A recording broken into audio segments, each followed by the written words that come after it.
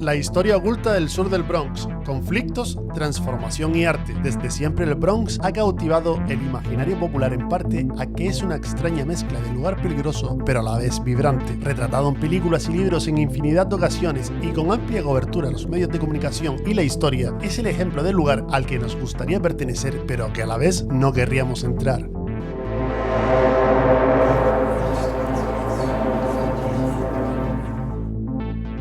El South Bronx, ubicado en el distrito Bronx de la ciudad de Nueva York, es un símbolo icónico de lucha urbana, renacimiento cultural y desafíos sociales. Su historia, marcada por olas de migración, tensiones raciales, auge del crimen y movimientos culturales revolucionarios, ilustra cómo un vecindario puede ser al mismo tiempo víctima y protagonista de transformaciones históricas profundas, llegando a ser quizás el condado más reconocido de todo el país. Primeros días, inmigración europea y consolidación comunitaria. Finales del siglo XIX, décadas de 1930. A finales del siglo XIX, el South Bronx comenzó a atraer a inmigrantes europeos que buscaban escapar de la pobreza y la persecución en sus países de origen. Los italianos, judíos e irlandeses formaron comunidades vibrantes. Este flujo migratorio coincidiría con el crecimiento de Nueva York como un centro industrial en expansión, proporcionando empleos en fábricas y talleres a los recién llegados. A principios del siglo XX, el Bronx se convirtió en un refugio para miles de inmigrantes judíos que escapaban de la persecución en Europa del Este. Al llegar a Nueva York, muchos se establecieron en el South Bronx debido a la accesibilidad y a los bajos costos de vivienda, dejando atrás las abarrotadas calles del Lower East Side de Manhattan. Este vecindario ofrecía una mezcla de oportunidades y desafíos, con apartamentos en edificios tipo Walk Up de ladrillo rojo que se convirtieron en el corazón de una comunidad que prosperaba pero que también luchaba por encontrar su lugar en un entorno urbano que rápidamente se densificaba. La población judía del Bronx llegó a ser del 49%, tanto fue así que se llegó a conocer como el Distrito Judío de Nueva York. El Bronx judío no solo fue hogar de sinagogas, sino también de una vibrante vida callejera. Las esquinas de las calles bullían con vendedores ambulantes conocidos como pushcart vendors, que ofrecían desde bagels hasta ropa usada, formando así una estampa mundialmente conocida que se asocia al Nueva York de principios del siglo. En los parques y patios se formaban círculos de debate donde jóvenes judíos discutían ideas socialistas, sinoístas y anarquistas, reflejando las influencias intelectuales que trajeron de Europa. Esta mezcla de comercio y cultura hizo que el Bronx fuera una extensión única de la vida judía urbana, distinta de otras comunidades más asentadas como en Brooklyn o en Manhattan. Sin embargo, también hubo un lado más áspero. Grupos de jóvenes comenzarían a formar pandillas locales principalmente para defenderse en un vecindario donde las tensiones con comunidades irlandesas e italianas a menudo estallaban en peleas callejeras. Años 40 y 50. El Little Italy del Bronx. Para la comunidad italiana hay una zona clave en el área del sur del Bronx, y este es el barrio de Belmont, cuya calle principal, la conocida Arthur Avenue, es llamada la Little Italy del Bronx, donde los italianos tuvieron una actividad notable en este área de la ciudad, llevando sus costumbres y tradiciones. En las primeras décadas del siglo XX, los barrios italianos eran ya verdaderos guetos que estaban a la altura de los hispanos o afroamericanos en cuanto a exclusión social y pobreza se refiere, y el sur del Bronx no era una excepción, por lo que no pasaría mucho tiempo hasta que empezaran a formarse las primeras bandas organizadas del crimen. Entre las figuras notables del crimen organizado emergió Giuseppe Morello, un pionero de la mafia italiana en Nueva York, aunque asentado en Harlem. Bajo su liderazgo, el South Bronx se convirtió en un punto estratégico para actividades ilegales como la extorsión y el contrabando de alcohol, especialmente durante la ley seca. Su influencia marcó los inicios del crimen organizado en el vecindario, ya que la familia Morello sería la precursora de la familia Genovese,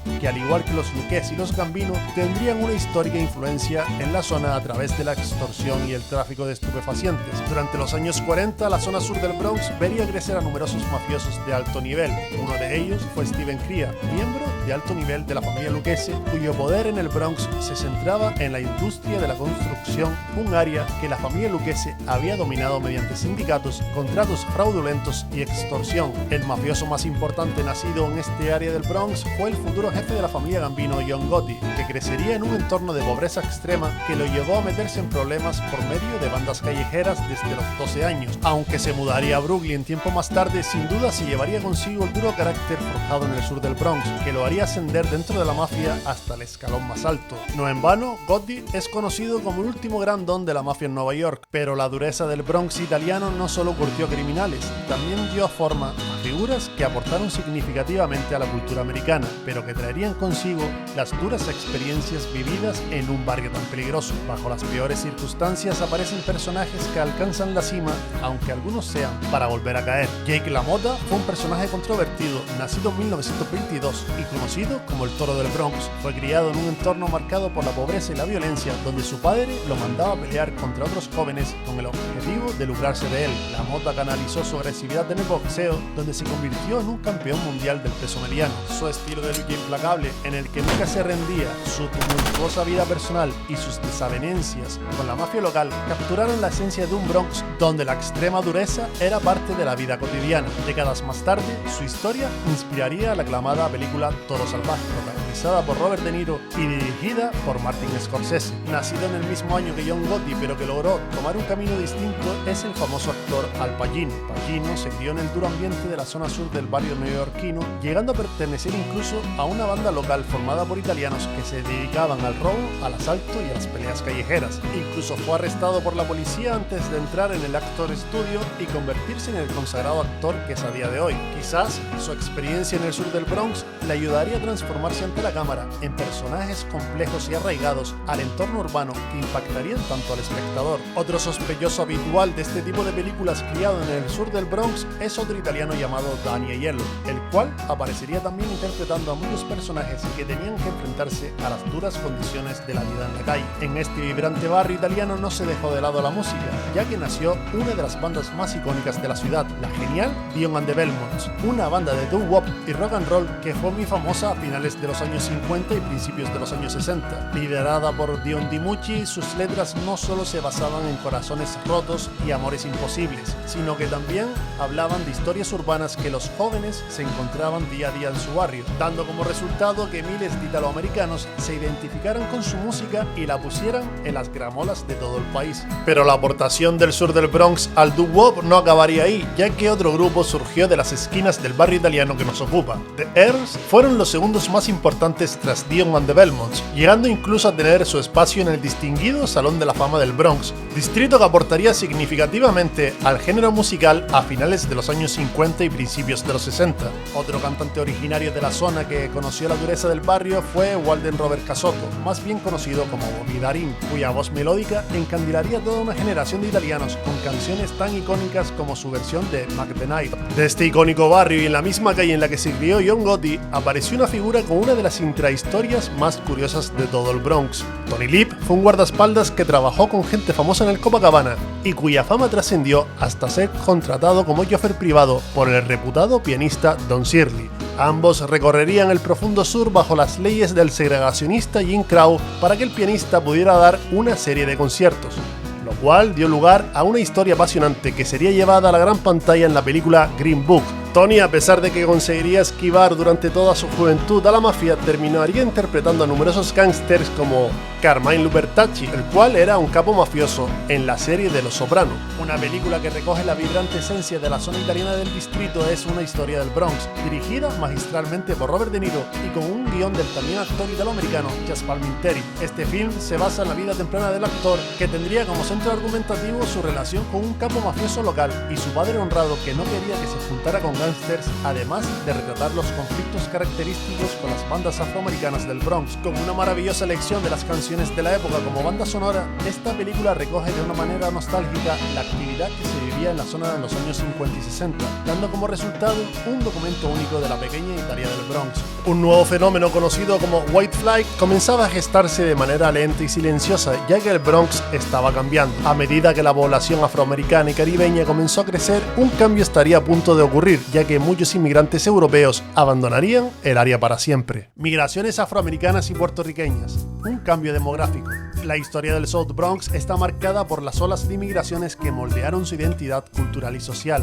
Durante la primera mitad del siglo XX, el vecindario experimentó un cambio demográfico significativo con la llegada de afrocaribeños, puertorriqueños y afroamericanos, cuyas culturas y luchas colectivas redefinieron el área. Con la Segunda Guerra Mundial, Nueva York se convirtió en un imán económico atrayendo a miles de puertorriqueños que buscaban escapar de la pobreza en la isla. Esta migración masiva, conocida como la Gran Migración Puertorriqueña, transformó el perfil demográfico del South Bronx. Las fábricas y talleres del área ofrecían empleos de baja cualificación, mientras que los vecindarios brindaban viviendas asequibles, aunque a menudo de baja calidad. Para la década de 1950, el South Bronx tenía una de las mayores concentraciones de puertorriqueños de la ciudad. Estos nuevos residentes trajeron consigo tradiciones culturales únicas, especialmente en la música. Ritmos como la bomba, la plena y la música jíbara de Puerto Rico comenzaron a mezclarse con el jazz y los sonidos afrocaribeños, dando lugar a una de las contribuciones culturales más significativas del South Bronx, el nacimiento de la salsa.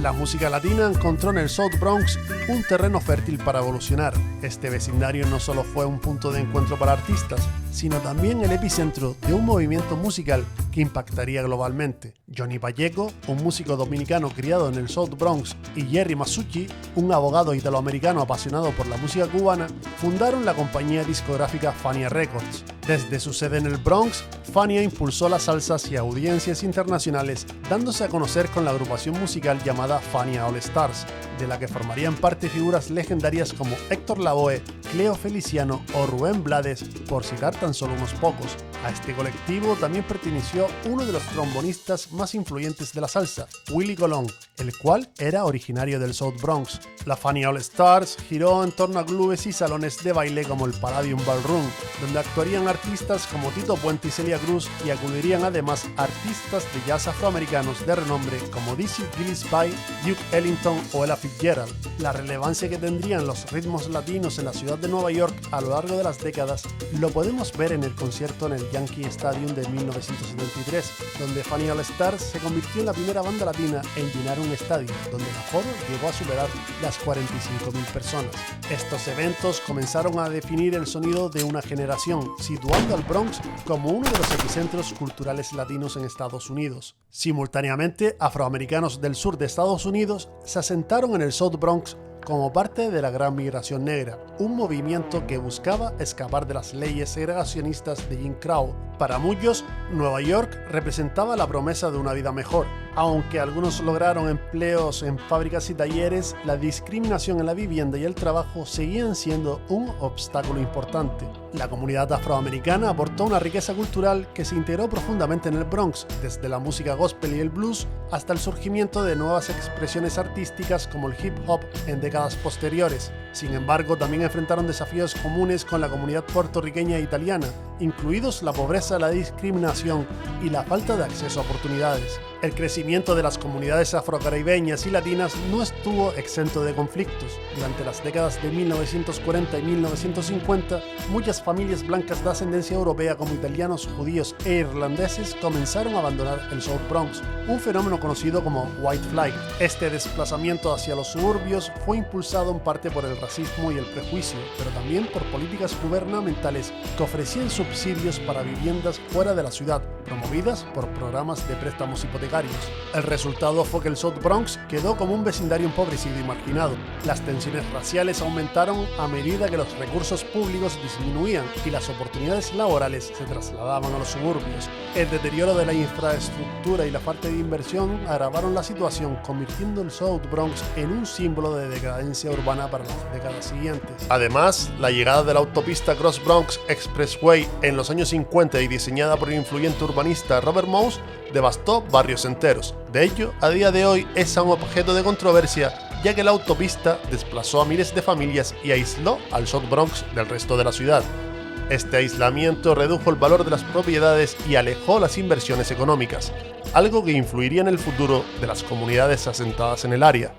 Décadas de 1950 y 1960, auge de pandillas y crimen organizado. Durante la década de 1950, las pandillas emergieron como una respuesta a la falta de oportunidades económicas y a la inseguridad en las calles. Emergieron de igual manera tanto las pandillas latinas como las afroamericanas o las italianas. Inicialmente concebidas en grupos de protección comunitaria, muchas se transformaron en organizaciones violentas involucrados en delitos como el tráfico de estupefacientes y la extorsión. Para la década de los 60, el South Bronx era ya un territorio completamente hostil donde las pandillas dominaban el panorama callejero. Ostentaban nombres simples pero originales que bordaban en la parte de atrás de sus chaquetas para presumir ante el vecindario y distinguirse de sus enemigos. Lamentablemente, muchas de estas organizaciones juveniles han llegado hasta nuestros días con tan solo algunos testimonios y muy pocas referencias, pero influirían en el desarrollo de los futuros acontecimientos que tendrían lugar. Los italianos Fordan Valdis, a los que perteneció Dion DiMucci, y que con el tiempo engrosarían las filas de la mafia, los puertorriqueños Latin Crowns o los irlandeses Dookie Boys, de los que se rumorea que el guitarrista de The Keys, Ace Frehley, perteneció a ellos, son solo algunos ejemplos de las bandas que han quedado en el olvido y que pulularon por el Bronx a finales de los 50 y principios de los 60.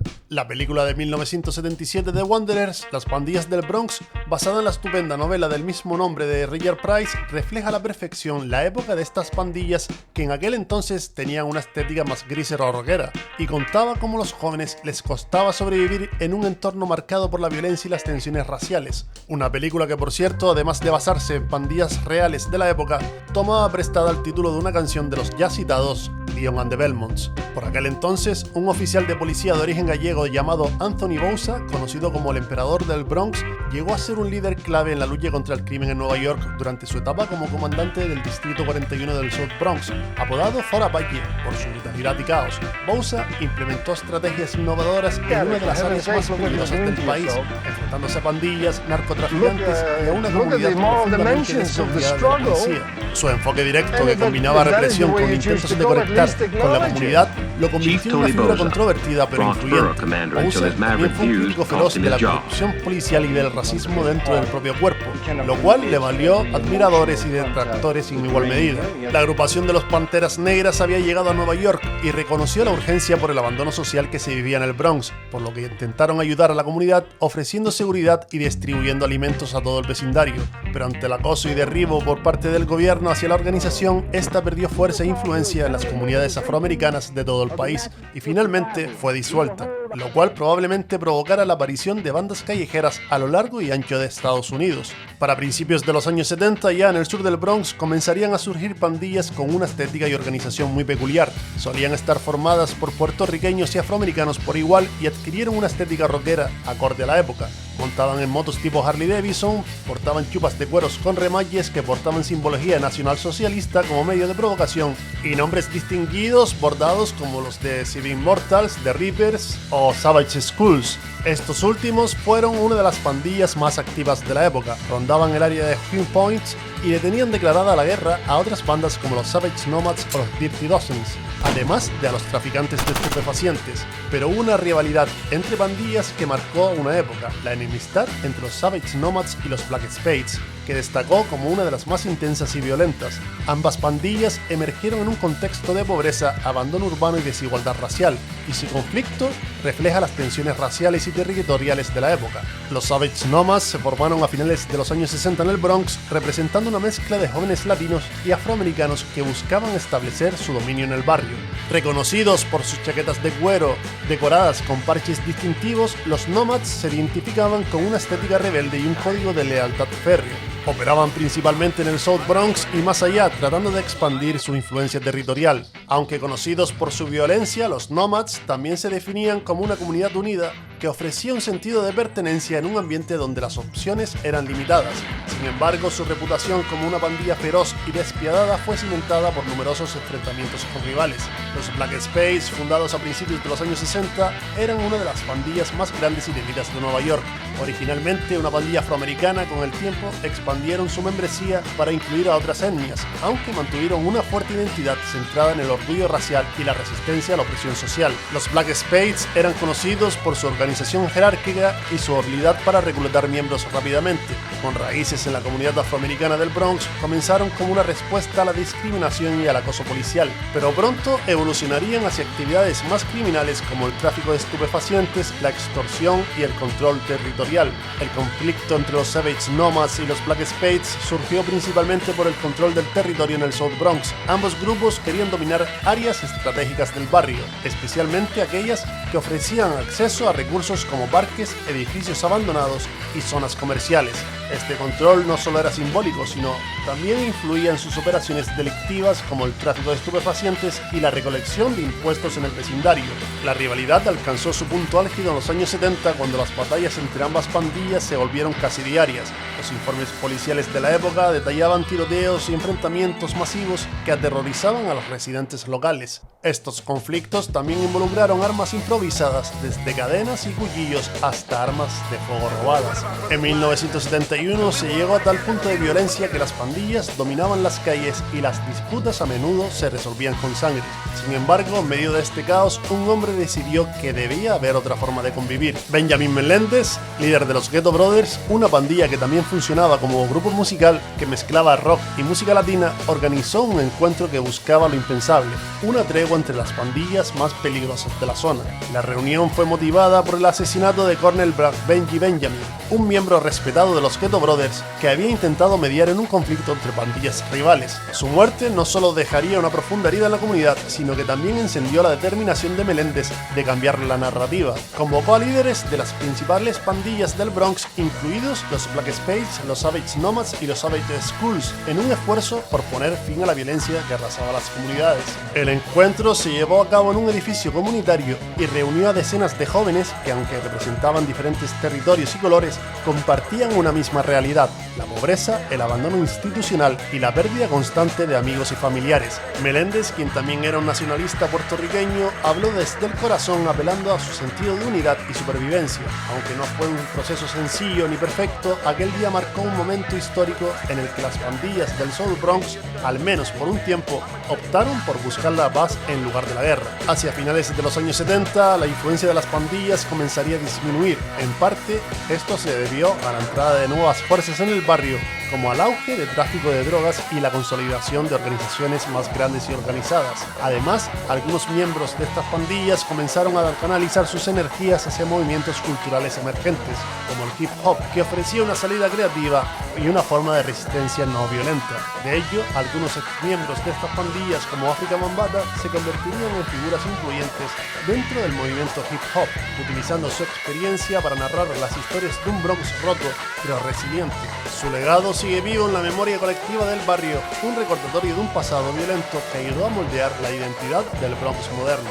Hoy en día, estas pandillas, aunque no extintas, han sido lentamente sustituidas por organizaciones llegadas desde la costa oeste como los Crips y los Bloods, algo que hubiera sido impensable durante la batalla entre costas. La enemistad entre los Savage Nomads y los Black Spades es vista como una pieza clave en la historia de las pandillas del Bronx. Si bien su conflicto trajo caos y miedo a las calles, también es un testimonio de las condiciones extremas que se enfrentaron las comunidades marginadas del South Bronx. Hay dos documentales imprescindibles que narran este momento de transición de las pandillas en el sur del Bronx, donde se dieron las tensiones raciales, las propuestas de paz, la música y el activismo político. Ravel Kings y Ecti Block from Tiffany's reflejan con imágenes de archivo las duras condiciones de vida a las que se enfrentaban las pandillas. El mismo año que se rodó The Wanderers, se estrenó otra película de culto que retrataba las pandillas callejeras, pero en esta ocasión a finales de los años 70. The Warriors, basada también en un libro, en esta ocasión de Sol Yurik, trataba de una pandilla que tenía que sobrevivir en distintos puntos de Nueva York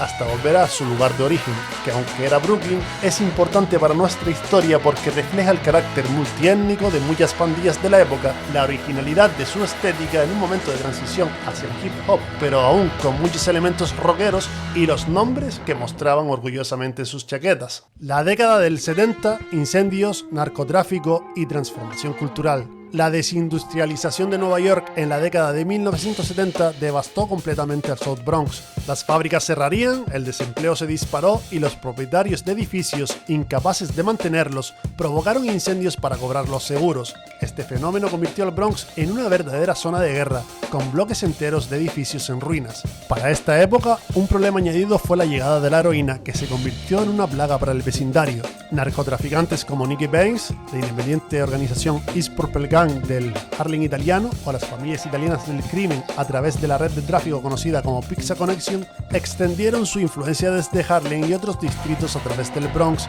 estableciendo redes de distribución que devastaron a las comunidades. En medio de la descomposición social y el aumento de la criminalidad en Nueva York de los años 70, especialmente en zonas devastadas como el South Bronx, surgió un grupo de vigilantes que marcó un antes y un después en la seguridad de la ciudad, los Guardian Angels. Fundados en 1979 por Curtis Lewa, los Guardian Angels comenzaron como un grupo de vigilantes que buscaba enfrentar la criminalidad creciente en los barrios más peligrosos. El South Bronx, conocido por sus altas tasas de violencia, robos y tráfico de drogas, era un epicentro de actividad delictiva. Las fuerzas policiales eran insuficientes para controlar la situación y muchas veces los residentes sentían que estaban abandonados a su suerte. En este contexto, los Guardian Angels emergieron como una respuesta directa a la inseguridad, especialmente en el sistema de transporte público, que en aquel entonces era sinónimo de asaltos y vandalismo. Los Guardian Angels estaban compuestos por voluntarios, principalmente por jóvenes del Bronx y otros barrios de Nueva York. Vestían un uniforme distintivo con camisetas rojas y boinas del mismo color, lo cual los hacía fácilmente reconocibles. No portaban armas, ya que su entrenamiento se enfocaba en la defensa personal, tácticas de desescalada y procedimientos básicos de seguridad. Todas ellas eran medidas disuasorias para enfrentarse a pandillas y narcotraficantes. Además, llevaban a cabo patrullajes tanto en los peligrosos trenes del metro como en las calles, con el objetivo de disuadir crímenes y proteger a los ciudadanos comunes. Aunque los Guardian Angels fueron elogiados por muchos ciudadanos y ganaron el apoyo entre los medios, también enfrentaron numerosas críticas. Algunos oficiales de policía y políticos los consideraban un grupo de vigilantes que operaba al margen de la ley, mientras que otros cuestionaban la efectividad de sus métodos. Sin embargo, su impacto era innegable y rápidamente se expandieron a otras ciudades de Estados Unidos e incluso a nivel internacional. En el Bronx, su trabajo resonó especialmente entre los residentes, quienes vieron en los Guardian Angels un rayo de esperanza frente al caos. En un barrio azotado por incendios, pandillas y desinversión estatal, su presencia representaba un acto de resistencia frente al abandono institucional. A finales de los años 70, una serie de políticas urbanas agravarían la crisis. Los dueños de edificios, enfrentándose a disminución en los valores inmobiliarios y a una creciente incapacidad de cobrar rentas en comunidades empobrecidas, comenzaron a recurrir a incendios provocados para cobrar seguros. Entre 1970 y 1980, cerca del 40% de las propiedades residenciales del South Bronx fueron destruidas por el fuego o abandonadas. Las compañías de seguros, conscientes de este patrón, aumentaron las primas o directamente se negaron a asegurar las propiedades, lo cual aceleró aún más el deterioro urbano, haciendo que muchas familias se enfrentaran a la pobreza y los jóvenes ante la incertidumbre. El declive económico y el colapso urbano crearon un entorno donde los recursos para las actividades recreativas y culturales eran prácticamente inexistentes. Los parques estaban en mal estado, las escuelas carecían de programas extracurriculares y las oportunidades laborales eran mínimas. Sin embargo, estas mismas circunstancias dieron pie a una comunidad resiliente que buscaba formas alternativas de construir identidad. En los patios de recreo, fiestas en edificios abandonados y parques descuidados, nació el hip hop, una subcultura que dio voz a los marginados. El 11 de agosto de 1973, en un pequeño evento comunitario en el 1520 de Sedgwick Avenue, el DJ jamaiquino Kool Herc organizó una fiesta que muchos consideran el punto de partida del movimiento hip hop, un género que cambiaría para siempre la industria musical y especialmente al South Bronx. Kool Herc usó dos tornamesas para extender las secciones instrumentales de las canciones, los breaks, lo cual permitió a los bailarines desarrollar movimientos más elaborados, dando origen al breakdance. Esta innovación, junto al uso de rimas rítmicas que evolucionaron el arte del NSYNC o el rap, definió las primeras fases del género. A la par de Herc, otros pioneros como Afrika Bambaataa y Grandmaster Flash expandieron el alcance del hip hop. Afrika Bambaataa, líder de la pandilla Black Spades, utilizó la música como una herramienta para desviar a la juventud del crimen y la violencia, fundando la Zulu Nation, un movimiento que promovía la paz y la la unión a través de la cultura del hip hop. Mientras tanto, Grandmaster Flash perfeccionó técnicas como el scratching y popularizó las fiestas callejeras en las que el barrio entero podía participar. En el verano de 1977, Nueva York sufrió un apagón general de no más de 24 horas, pero que tendría un impacto general en el ánimo de los residentes de las zonas más pobres, ya que fue donde más afectó por los acontecimientos que desataría. La ciudad que nunca duerme tuvo más actividad que nunca bajo el manto de la total oscuridad en aquella calurosa noche de verano.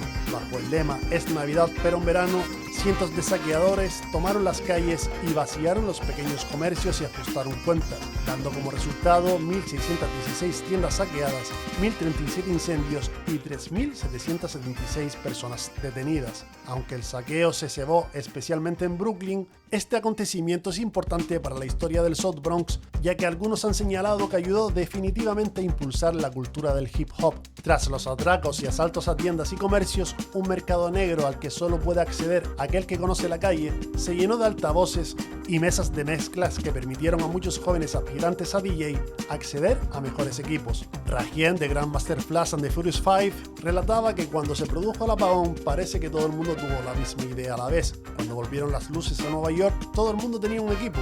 Esto dio como resultado que cada vez se hicieran más fiestas que replicarían la fórmula de Kool Herc 5 años atrás, propagando el estilo musical por excelencia del South Bronx. La serie de Get Down recrea muy bien un sur del Bronx en llamas y totalmente empobrecido en el año 1977, donde pululaban las pandillas callejeras y los traficantes, en un año de transición en el que la cultura del hip hop sustituía lentamente a la música disco. Para añadir más tensión a una atmósfera ya de por sí enrarecida, por aquellos días un asesino serial conocido como el Hijo de Sam, procedente del Bronx, aterrorizó a toda una ciudad. David Berkowitz, también conocido como el asesino del calibre 44, disparaba contra jóvenes que salían de clubs nocturnos a altas horas de la noche, siendo un gran número de víctimas las que provocó gracias a su facilidad para evadir a la policía, creando así una histeria colectiva. El director afroamericano Spike Lee, que también ha sabido retratar la ciudad que nunca duerme, hizo un retrato impecable sobre estos acontecimientos en la película El verano de Sam, donde a través de la comunidad italiana del Bronx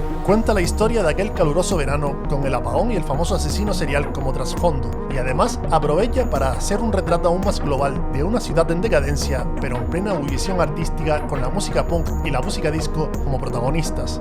En octubre del mismo año, el presidente Jimmy Carter visitó el South Bronx para atestiguar de primera mano la devastación sufrida. Durante su recorrido fue llevado a Charlotte Street, una zona que parecía literalmente salida de un paisaje post-apocalíptico. La visita marcó un momento clave para visibilizar la crisis del Bronx a nivel nacional, pero las soluciones fueron insuficientes. Aunque Carter prometía un plan de revitalización, los fondos federales tardaron en llegar y la percepción negativa del Bronx como un símbolo de colapso urbano persistió durante décadas. Tan solo unos pocos días después de la visita del presidente Carter, ocurrió una curiosa anécdota que quedó para siempre en el imaginario popular del país. Durante el partido de béisbol entre los Yankees de Nueva York y los Dodgers de Los Ángeles, el helicóptero de la cadena ABC que retransmitía el partido enfocó un edificio en llamas que estaba fuera de control. Lo curioso de la anécdota radica en que muchos creyeron que uno de los locutores dijo en directo la frase "Ahí está, damas y caballeros, el Bronx está ardiendo". Aunque la frase que se dijo es otra, quedó marcada como un símbolo de la decadencia del área. Tanto fue así que la frase más famosa jamás dicha fue usada como un título para un libro del escritor Jonathan Mahler, el cual describe la decadencia fiscal y espiritual de la ciudad. En 1980, tan solo 3 años después de la visita del presidente Jimmy Carter, un nuevo presidente volvió a pisar el sur del Bronx. En esta ocasión, Ronald Reagan, al igual que su antecesor, quedaría impresionado por los edificios quemados y abandonados, los terrenos baldíos y la pobreza extrema. Tanto fue así que dijo que el Bronx parecía arrasado por una bomba atómica, una frase que definió una era. Los finales de los años 70 sin duda fueron años muy duros para el sur del Bronx. En este contexto de abandono estatal, los incendios intencionales y el desplazamiento masivo no solo marcaron la narrativa del barrio, sino que también alimentó el nacimiento de movimientos culturales y de resistencia. Mientras los edificios ardían y la pobreza dominaba las calles, la juventud del Bronx canalizó su frustración, su energía y su necesidad de expresión en un género musical que aún no había cumplido mayoría de edad, pero que ya estaba a punto de trascender fronteras de todo tipo. Hip hop como respuesta al contexto del South Bronx. Rap es lo que haces, hip hop es lo que vives. es una frase del rapero KRS-One que define a la perfección la esencia multifacial del movimiento, que a finales de los años 70 y principios de los 80 ya era un fenómeno multidimensional que incluía otras formas de arte, los conocidos como 4 pilares básicos de la cultura del hip hop. Cada uno de estos elementos serviría como respuesta directa a las condiciones del South Bronx. El DJing era una forma en la que los DJs creaban música a través de efectos de sonido y manipulación de las rutinas de rotación como el scratching o el beat juggling. DJs como los ya citados Kool Herc, Afrika Bambaataa o Grandmaster Flash, todos ellos del sur del Bronx, fueron pioneros de estas técnicas tan características del hip hop. El graffiti, por otra parte, fue una forma de reclamar el espacio urbano que había sido destruido o abandonado. Los trenes y muros del Bronx se convirtieron en lienzos para artistas llegados de todas partes de la ciudad, como el afroitaliano Dondi del barrio de Brooklyn, la artista callejera llegada desde Ecuador a Queens, Lady Pink, y Lee Quiñones. Todos ellos y muchos más artistas anónimos llevaron un grito de protesta y creatividad en forma de arte por toda la ciudad, ya que antes de ser pintados con spray por artistas callejeros, los trenes de la ciudad pasaron en algún momento por el Bronx para luego transitar al resto de la ciudad. El breakdance, donde los jóvenes transformaron las calles y los parques en escenarios para competencia de baile que canalizaban rivalidades pandilleras en enfrentamientos artísticos. Quizás el mejor ejemplo de esta nueva tendencia sea la agrupación musical de Rocksteady Crew. Nacido en 1977 y originarios del Bronx, además de por su música, fueron conocidos por una gran dominación del breakdance, llegando a convertirse en una especie de franquicia con docenas de asociados en todo el mundo que ayudaron a extender la cultura del hip hop. Por último, el rap, que tomó prestado la prosa hablada de Gil Scott Heron o de Last Poets, donde hacían rimas en torno a un tema. Los MC o maestros de ceremonias terminaron por formar la banda sonora para el Bronx, narrando la lucha diaria y el orgullo de una comunidad que se negaba a ser silenciada. El documental Style Wars y las películas Beat Street, Wally Style y Breaking, todas ellas de principios de los años 80, son documentos visuales únicos que recogen el fenómeno en toda su amplitud, cuando el fenómeno cultural estaba emergiendo y raperos, DJs, grafiteros y breakdancers empezaron a tomar las calles. El hip hop fue por tanto una respuesta al colapso urbano y un acto de resistencia cultural. Mientras los incendios y el abandono estatal reducían al Bronx a cenizas, esta nueva forma de arte construyó un sentido de comunidad y esperanza, y desde el Bronx se extendió a Queens, Brooklyn, Manhattan y finalmente Staten Island, y de ahí al resto del país. El resto ya es historia. Nueva York ha sido, entre otras muchas cosas, una ciudad que ha sabido capturar como pocas el ambiente musical de cada género y cada época. Locales como el Cotton Club y el Teatro Apollo en Harlem acogerían la música jazz y el soul.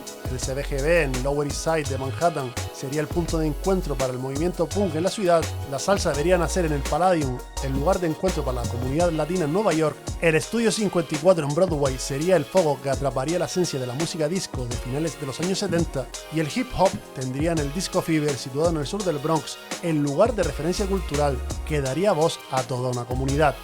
Nacido como un bar y convertido a salón para conciertos, no tardó en captar la esencia de la cultura de la rima y del graffiti, con la atmósfera propia de la dureza del sur del Bronx. Con un italoamericano como propietario y promotor llamado Sal Abatiello, el club vio nacer a estrellas de la talla de Grandmaster Flash o Run DMC. Abatiello vio buena idea hablar sobre la música en directo e involucrar al público, algo característico del rap, por lo que pronto empezaron a actuar grupos que desde aquí alcanzarían la fama.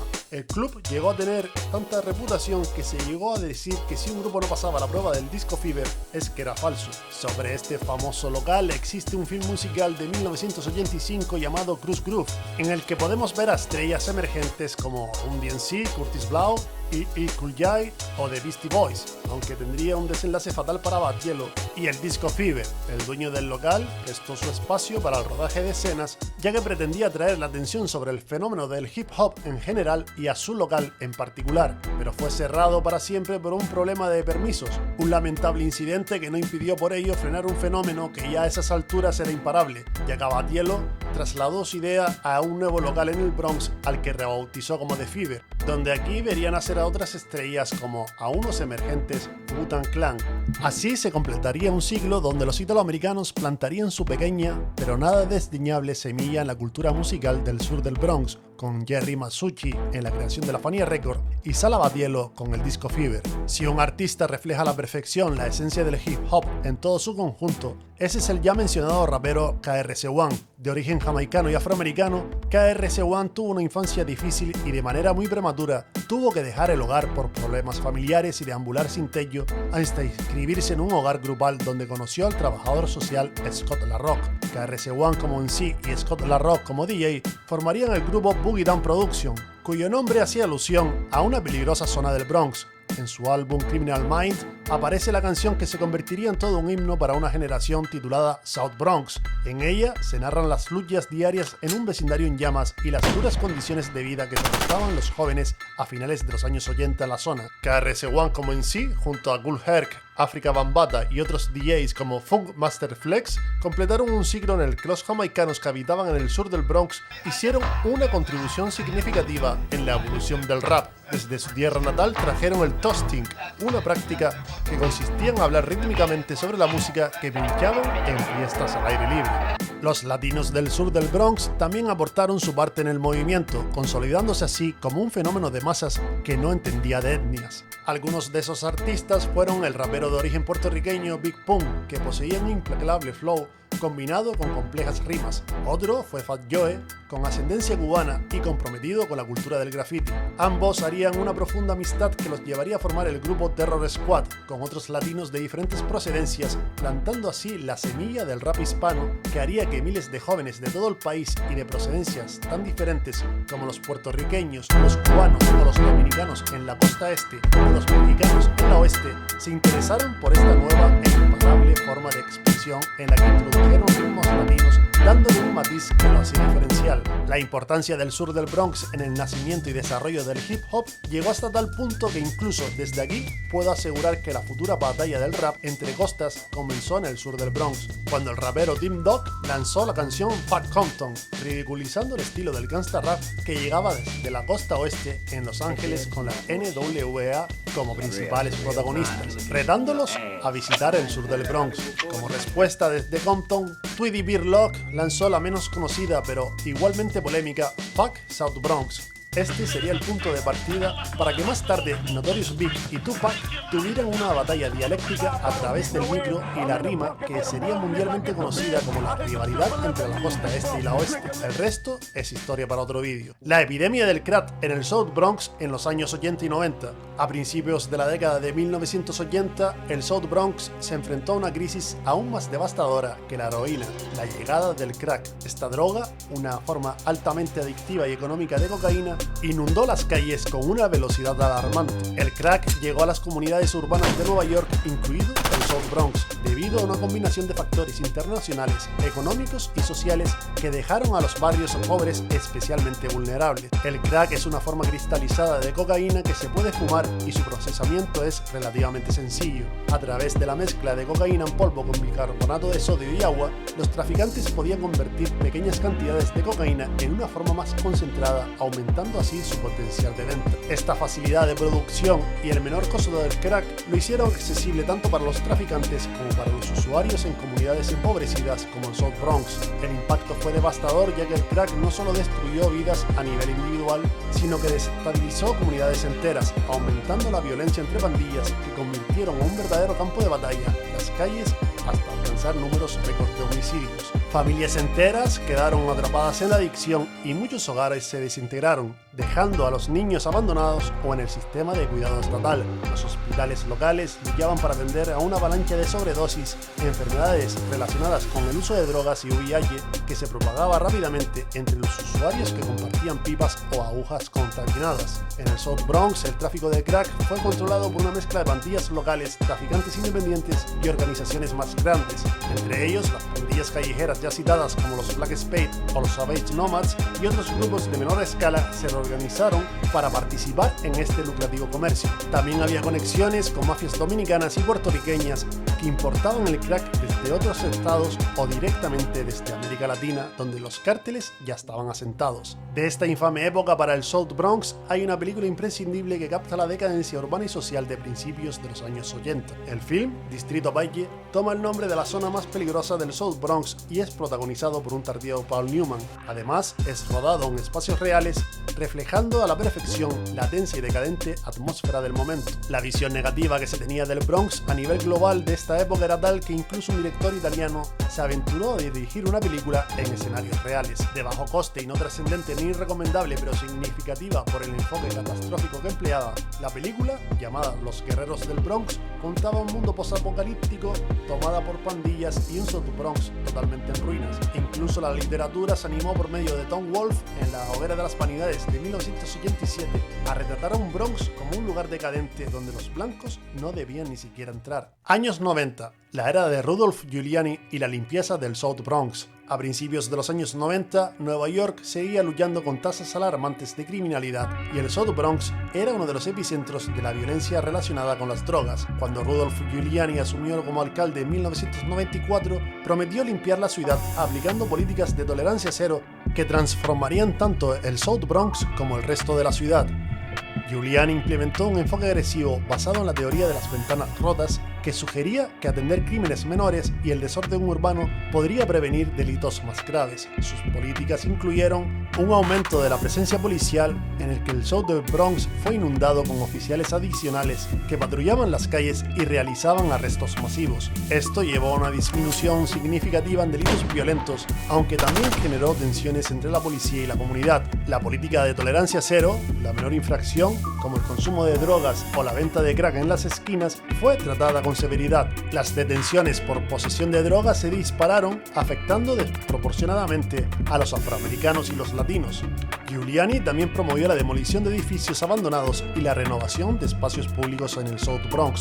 Esto ayudó a reducir los puntos de encuentro para actividades ilícitas, pero también marcó el inicio del deslizamiento que afectaría a muchas familias pobres. Bajo el mandato de Giuliani, el crimen en Nueva York disminuyó drásticamente y el South Bronx no fue la excepción. Se encarcelaron a muchos mafiosos como John Gotti, lo cual fue un duro golpe a las familias mafiosas del crimen italiano que perdieron influencia en el Bronx. Las tasas de homicidios y delitos relacionados con drogas cayeron y la percepción de seguridad mejoró en toda la ciudad. Sin embargo, este éxito tuvo un costo. Las comunidades afroamericanas y latinas denunciaron la brutalidad policial y el perfil racial, argumentando que la aplicación de las leyes afectó injustamente a los barrios pobres. Por otro lado, las políticas de renovación urbana atrajeron a inversores externos, lo que a largo plazo provocó el desplazamiento de los residentes de bajos ingresos que habían sobrevivido en las peores épocas del Bronx. Siglo XXI, revitalización y contrastes. Con el tiempo, el South Bronx comenzó a experimentar un renacimiento económico.